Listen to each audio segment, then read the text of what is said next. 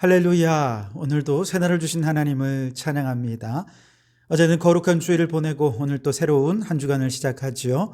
이 한 주간도 주신 말씀에 힘입어서 승리하며 살아가는 성도들이 되시기를 바랍니다. 자, 오늘 우리에게 주신 하나님 말씀은 창세기 37장 말씀인데요. 그 중에 5절 한 절만 봉독해 드리도록 하겠습니다. 하나님의 말씀을 경청하시기 바랍니다. 요셉이 꿈을 꾸고 자기 형들에게 말하매 그들이 그를 더욱 미워하였더라. 아멘. 자, 오늘 본문은 요셉 이야기죠. 요셉은 아버지의 편애를 받으면서 채색 옷을 입었고 형들은 양을 치러 들로 산으로 나가 있을 때 요셉은 집에 머물면서 아버지 곁에서 편안한 보호를 받고 있었죠. 형들이 잘못하면 요셉은 아버지께 고자질 해버리니 형들은 요셉 앞에서 편하게 말도 할 수 없을 정도였습니다.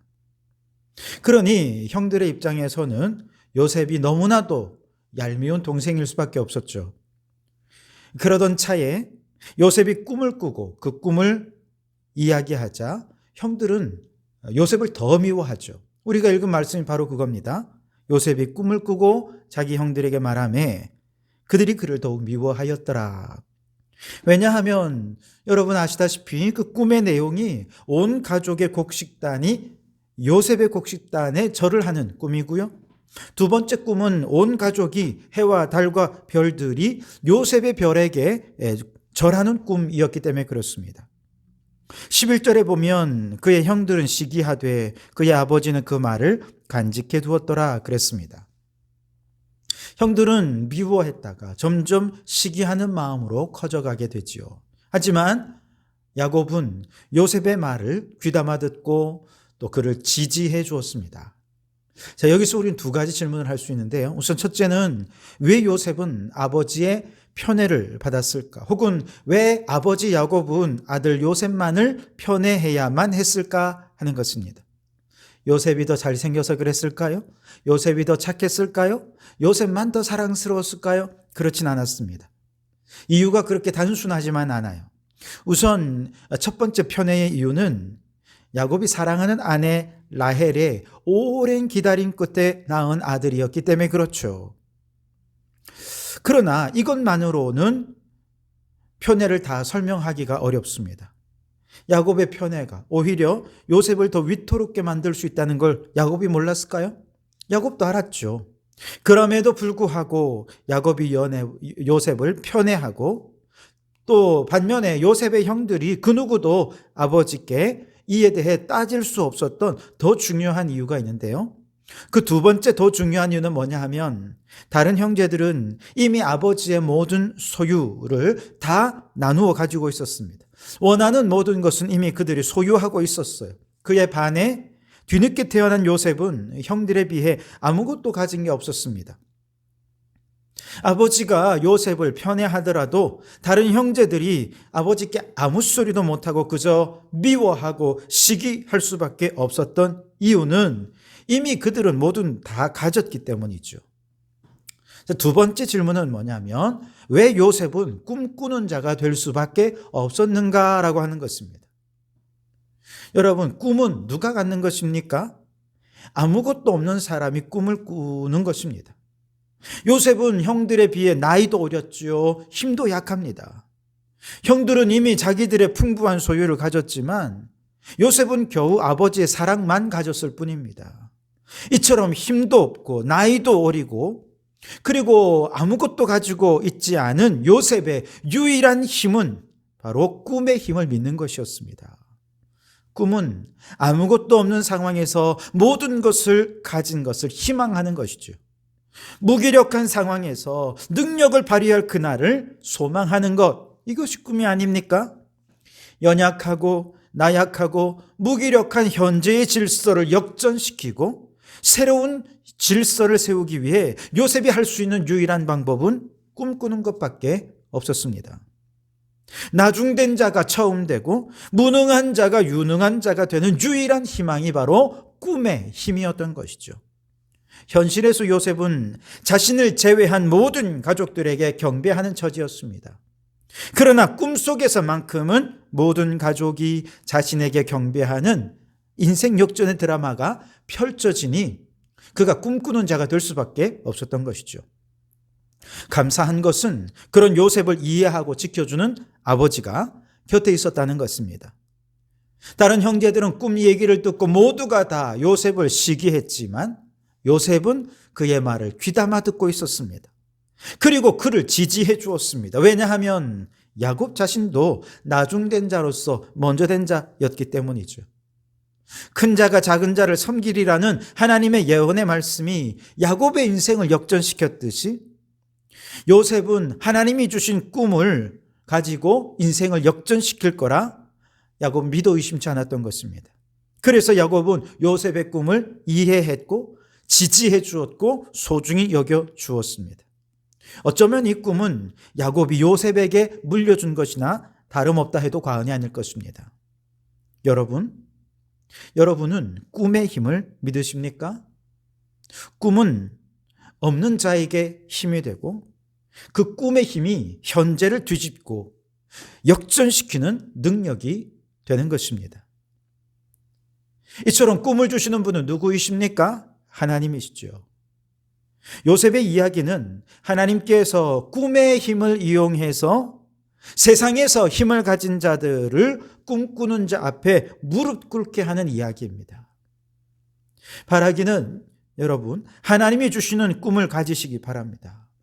그래서 그 꿈의 힘으로 세상에서 힘을 가진 사람들을 무릎 꿇게 만들고 나중된 자가 먼저 되는 하나님의 승리를 경험하실 수 있길 바랍니다. 그리고 여러분 곁에 그 꿈을 지지해주고 그 꿈을 소중히 여기는 사람들이 꼭 나타나서 힘들 때마다 그 꿈을 지속하기가 너무 힘들고 벅차고 낙심될 때 위로하고 용기를 주는 그런 믿음의 지지자들이 함께하기를 주님의 이름으로 축복합니다. 꿈은 세상에서 힘 있는 자들을 무릎 꿇리는 힘이 되지만 반대로 세상에서 힘이 있는 자들에게 꿈은 어떤 의미입니까?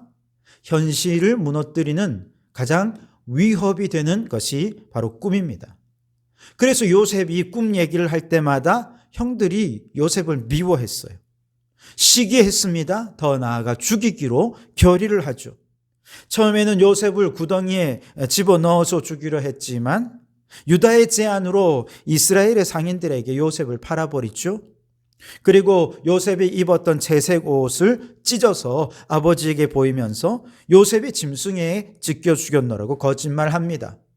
찢긴 채색 옷은 요셉의 꿈이 찢겨졌다는 것을 의미하는 것이죠. 요셉이 짐승에 찢겨 죽였다라고 하는 것은 이제 더 이상 꿈이 자라날 수 없고 살아날 수 없게 되었다라고 하는 것을 의미합니다. 야곱은 요셉을 잃은 슬픔에 잠겨 애통해합니다. 35절에 그의 모든 자녀가 위로하되 그가 그 위로를 받지 아니하여 이르되 내가 슬퍼하며 수올로 내려가 아들에게로 가리라 하고 그의 아버지가 그를 위하여 울었더라. 그렇게 요셉의 꿈을 지켜주려 했지만 결국 찢기고 짓밟힐 수밖에 없었던 요셉의 꿈, 요셉에 대해서 야곱은 너무나도 슬퍼했던 것이죠. 꿈꾸는 자는 반드시 꿈을 짓밟고 꿈을 없애려는 자들과 갈등할 수밖에 없습니다. 꿈을 짓밟으려는 형제들 중에 르우벤과 유다가 그나마 어떻게든 그 꿈을 지켜주려고 했지만 두 사람은 그 꿈을 지키기에는 너무 역부족이었습니다. 꿈을 없애려는 그 사람들은, 다른 형제들은 얼마나 막강한 힘으로 그 꿈을 짓밟으려 하는지 모릅니다. 르우벤은 맏형으로서 책임감은 있었지만 그 책임감만으로 요셉을 지키기에는 너무 소심한 사람이었습니다. 유다도 자신이 행한 일에 죄의식도 느낄 수 있는 사람이었지만 그러나 역시 너무나 겁쟁이였습니다. 결국 르우벤도 유다도 힘으로 밀어붙여 꿈을 말살하는 다른 형제들을 막아서기에는 역부족이었던 거죠. 그런 면에서 하나님이 주신 꿈을 지켜내려면 소심하거나 소극적인 대처로는 결코 그 꿈을 지켜낼 수 없을 것입니다. 꿈을 짓밟으려는 세력은 어마어마한 힘, 미움의 힘, 증오의 힘, 시기의 힘으로 공격해 오기 때문이지요. 이들을 뛰어넘으려면 우리에게는 더 큰 사랑의 힘이 필요합니다. 그 사랑의 힘으로 모든 미움과 증오의 힘을 끌어안아서 그 증오를 사랑의 감동으로 녹여낼 때에 그들은 자연스럽게 사랑의 힘 앞에 무릎 꿇을 수밖에 없게 되죠. 미움과 증오로 똘똘 뭉친 사람이라도 사랑의 힘 앞에서는 무력해질 수밖에 없기 때문에 그렇습니다.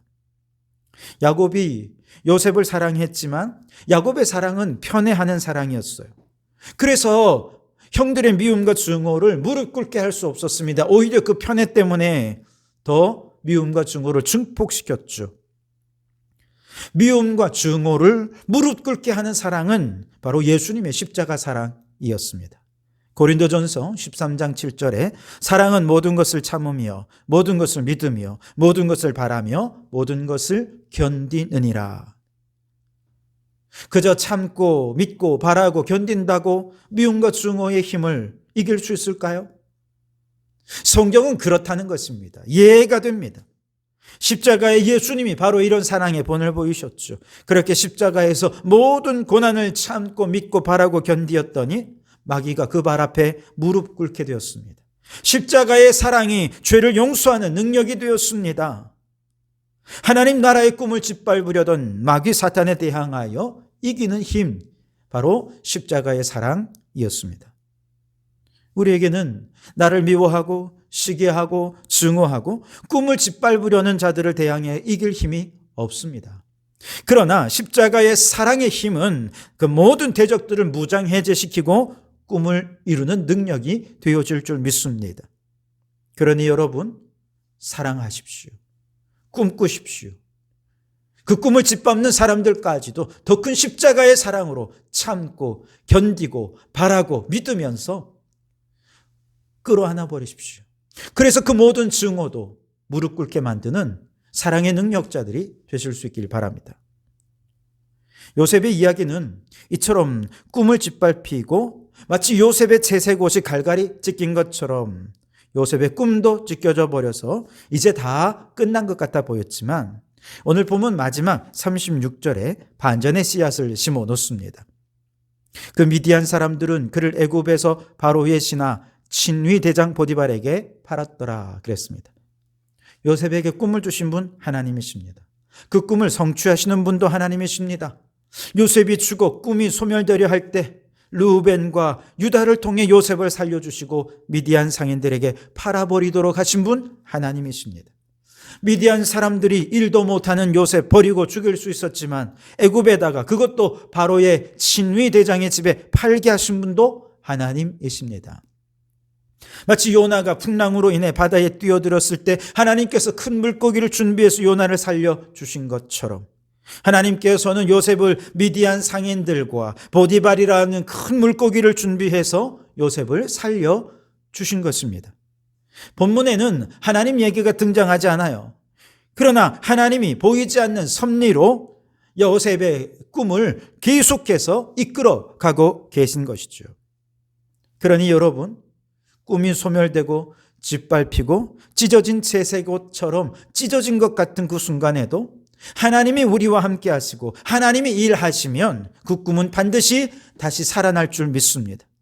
하나님의 꿈은 그 꿈의 힘으로 현실을 역전시키는 그날까지 하나님께서 반드시 그 꿈을 성취시켜 주시도록 이끌어 주실 줄 믿습니다. 그러니 지금 보이지 않는 곳에서 우리의 꿈을 성취해 가기 위해 헌신하며 충성하고 일하시는 그 하나님을 믿고 의지하고 기대하면서 그 꿈을 향해 나아가는 그 길 낙심하지 마시고 계속해서 하나님 주시는 꿈을 이루기 위해 전진 또 전진해 가는 우리 모든 성도들이 되시기를 주님의 이름으로 축원합니다. 기도하겠습니다. 오 주님, 힘의 논리가 지배하는 세상 속에서 무기력하고 아무것도 가진 것 없는 이에게 유일한 힘은 꿈인 줄 믿습니다. 하나님, 하늘의 꿈을 우리에게 심어 주시옵소서. 그 꿈의 힘으로 힘의 세상을 뒤집어 엎고 나중된 자가 먼저 되는 역전의 역사를 보게 하옵소서. 꿈은 반드시 꿈을 짓밟는 자들에 의해 도전받을 것입니다.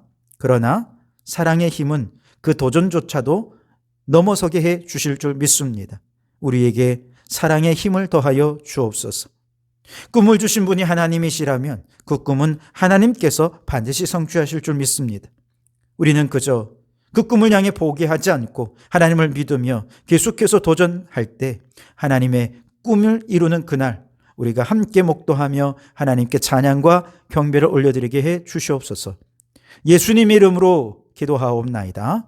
아멘.